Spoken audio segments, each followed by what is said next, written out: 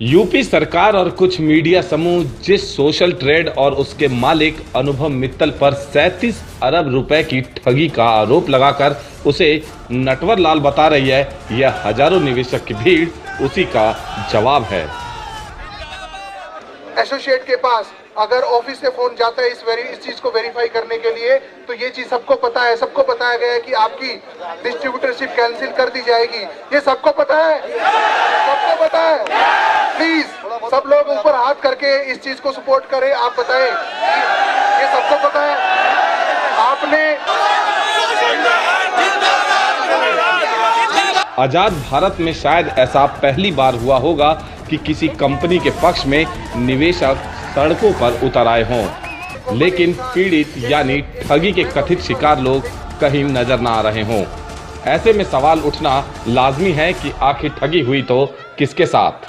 ये पहले इतिहास के अंदर ऐसी कंपनी बनेगी और पहली कंपनी हुई है जिसके इन्वेस्टर उनके साथ खड़े हैं, और हम सब लोग 12 लाख लोग हैं, हम लोग 1 लाख लोग नहीं हैं।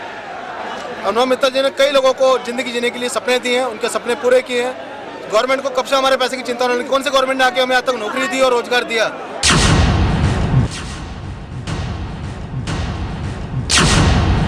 जिन 6.5 लाख निवेशकों के साथ ठगी का दावा पुलिस, एसटीएफ और चंद मीडिया मिलकर कर रही है, वे कहां हैं?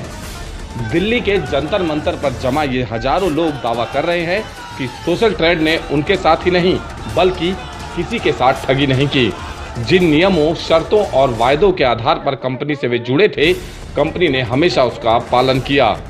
अनुभव मित्तल की गिरफ्तारी यूपी पुलिस और उत्तर प्रदेश के कुछ राजनेताओं और गुंडों की साजिश है, जिनके आगे झुकने से कंपनी ने इनकार कर दिया था। नई दिल्ली में इन हजारों लोगों की तादाद, तेवर और तर्क देखकर लगता है सोशल ट्रेड पर कार्रवाई कहीं सपा सरकार के लिए सियासी मुसीबत न बन जाए। ये जो सवाल उठा रहे हैं वह सपा सरकार की नींद उड़ा सकते हैं। सवाल नंबर 1, क्या कंपनी ने निवेशकों से ठगी की? यदि हाँ, वे कहां हैं? वे लाखों ठगी के शिकार निवेशक क्यों सामने आकर शिकायत नहीं दे रहे? जो दावा और वादा कंपनी ने निवेशकों के साथ किया वो निभाया, फिर उनके साथ ठगी कैसे हो गई? सवाल नंबर 2, क्या कंपनी फर्जी है? कंपनी सरकार से पूरी तरह से रजिस्टर्ड है। देश की सुरक्षा, संप्रभुता अथवा सम्मान के विरुद्ध कोई काम नहीं कर रही। सभी तरह भुगतान ऑनलाइन कर रही है, जिसमें पैन कार्ड की जरूरत होती है। सब कुछ सरकार की जानकारी में हो रहा था, तो कंपनी फर्जी कैसे हो गई? सवाल नंबर 3, क्या सरकार के साथ ठगी हुई? कंपनी सभी तरह के टैक्स दे रही है, टीडीएस सर्विस टैक्स दे रही है, तो फिर सरकार के साथ ठगी कैसे हो गई? हमने तो एनईएफटी की है, इन्होंने कैश पैसा लिया ही नहीं है। अनुभव जी कहीं पर भी दोषी नहीं है, उन्होंने कोई भी गलत काम नहीं। मैं अनुभव मित्तल के समर्थन में आई हूं, क्योंकि ये एक घोटाला नहीं है। हमें भी 1.25 साल हो गया इसके साथ काम करते हुए।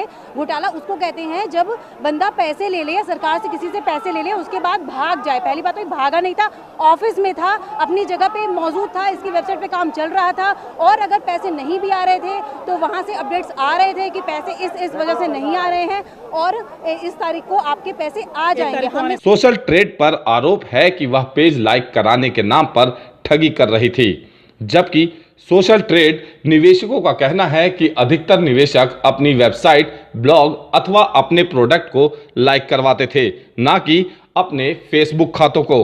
मैं दिल्ली से आया हूँ, मेरी सोशल ट्रेड में आईडी लगाई गई है।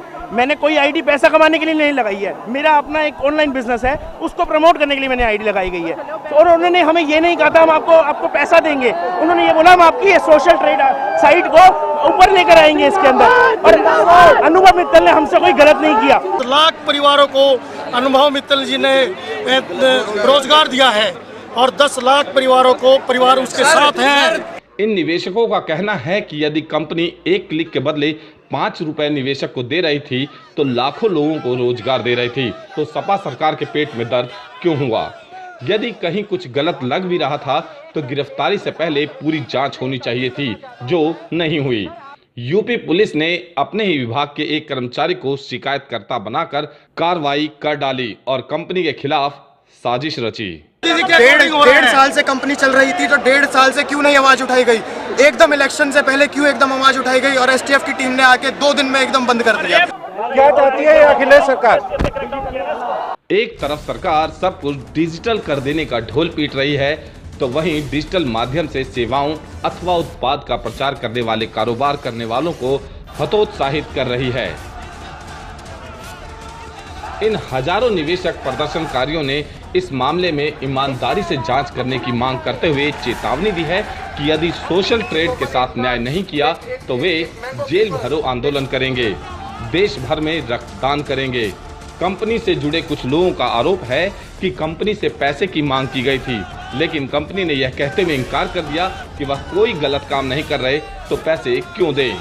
लेकिन यूपी सरकार ने कंपनी को फर्जी बताते हुए न केवल मुकदमा दर्ज किया, बल्कि जांच को पूरी करने से ज्यादा दिलचस्पी कंपनी और उसके अधिकारियों पर कार्रवाई करने में दिखाई। हैरत की बात है कि देश भर में कितनी ही बड़ी बड़ी मल्टी लेवल कंपनियां खुलेआम अवैध काम कर रही हैं, लेकिन उस पर कोई कार्रवाई नहीं हो रही। ऐसे में इन लोगों के आरोप और उन चर्चाओं में भी दम है कि अनुभव मित्तल को केवल पैसे की डिमांड पूरी ना करने की ही सजा नहीं मिली, बल्कि बीजेपी के बड़े नेताओं से नजदीकियों की भी सजा मिली है। दिल्ली दर्पण टीवी ब्यूरो रिपोर्ट।